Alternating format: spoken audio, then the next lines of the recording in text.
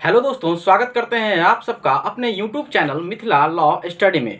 दोस्तों, हम लोग बात कर रहे थे दिल्ली सल्तनत की। दिल्ली सल्तनत में हम लोगों ने इल्तुतमिश के अभियानों को देखा था, उनके निर्माण कार्यों को देखा था और हम लोगों ने ये भी जाना था कि इल्तुतमिश के समय में बंगाल में जो इक़्तिदार था वो उसका बेटा नासिरुद्दीन मोहम्मद था, जिसकी मृत्यु हो जाती है बहुत ही अल्प आयु में। जो इल्तुतमिश जिसे चाहता था कि राजगद्दी पर नियुक्त करें।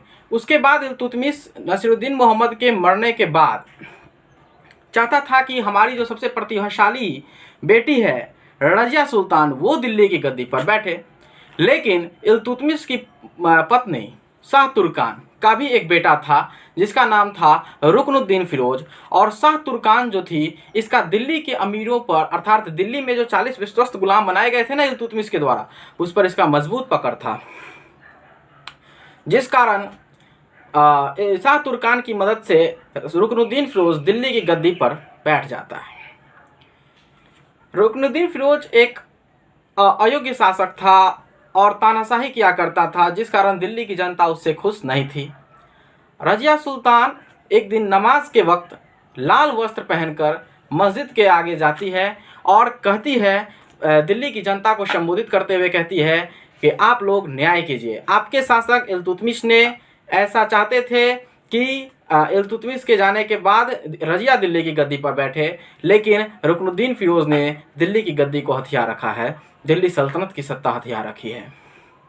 ऐसा होने के बाद जो दिल्ली की जनता थी वो रुकनुद्दीन फिरोज के खिलाफ बगावत कर देती है और रुकनुद्दीन फिरोज को दिल्ली की जनता दिल्ली की गद्दी से हटा देती है। इस प्रकार हम लोग देखते हैं दोस्तों कि किस प्रकार से अगर जनता चाहती है तो चाहे वो राजतंत्र हो या लोकतंत्र, सत्ता से हटा सकती है अपने शासक को। दोस्तों, इसके बाद रज़िया दिल्ली की गद्दी पर बैठती है, दिल्ली की जनता के मदद से रज़िया दिल्ली की गद्दी पर बैठती है। तो दोस्तों चलिए, आज हम लोग बात करेंगे रज़िया सुल्तान के भी बारे में, थोड़ा बहुत जानेंगे।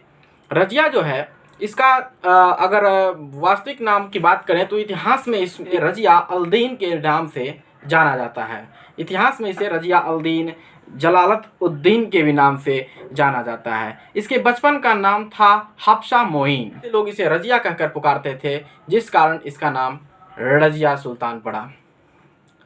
दोस्तों, अब हम लोग ये जानेंगे कि किस प्रकार से रज़िया दिल्ली पर शासक बनती है।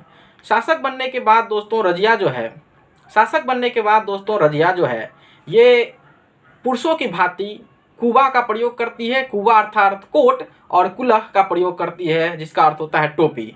अर्थात पुरुष जैसे जाते थे सिंहासन का प्रयोग करती है, जिस कारण दिल्ली के जो 40 विश्वस्त गुलाम थे या अमीर थे, ये लोग ये लोग एक महिला के सामने नतमस्तक होना नहीं चाहते थे। इन्हें अपने आप में अपमान महसूस होता था, जिस कारण ये लोग धीरे धीरे रज़िया के प्रति अपने मन में कुंठा बैठा लिए और रज़िया के खिलाफ षड्यंत्र रचने लगे।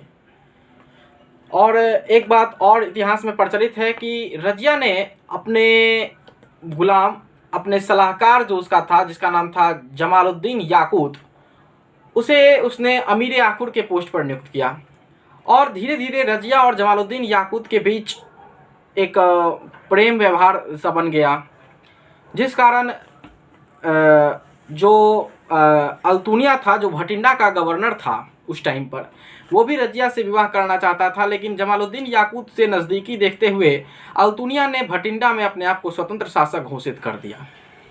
जब अल्तुनिया के द्वारा भटिंडा में स्वतंत्र शासक घोषित किया गया तो दोस्तों रज़िया के द्वारा क्या किया गया कि भटिंडा अर्थात तवर हिंद, जिसका पहले नाम था, जो हरियाणा वाला क्षेत्र में पड़ता है, दिल्ली के छोड़ करके आक्रमण करने के लिए कहाँ चली जाती है, अल्तुनिया पर हमला करने के लिए भटिंडा चली जाती है।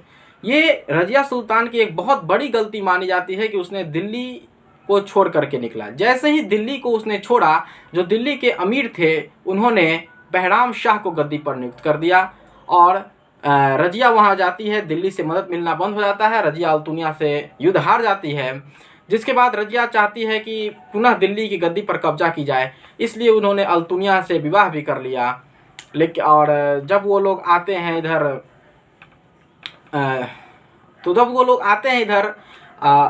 हमला करने के लिए दिल्ली पर वहाँ कैथल वाले क्षेत्र पर पहले रुकते हैं। कैथल में डाकुओं के द्वारा रजिया सुल्तान की हत्या कर दी जाती है और 1240 ईस्वी में रजिया सुल्तान की डाकुओं द्वारा हत्या कर दी जाती है। दोस्तों एक आपके मन में क्वेश्चन राइज हो रहा होगा, आपके मन में क्वेश्चन उठ रहा होगा कि रजिया ने लाल वस्त्र पहनकर ही मस्जिद के आगे क्यों गए? क्योंकि लाल वस्त्र दोस्तों न्याय का प्रतीक होता है, इसलिए।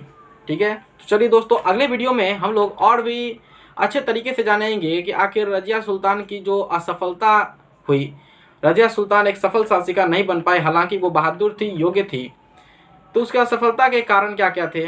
तो चलिए दोस्तों, इसी तरह विश्वास बनाए रखिए और जय हिंद।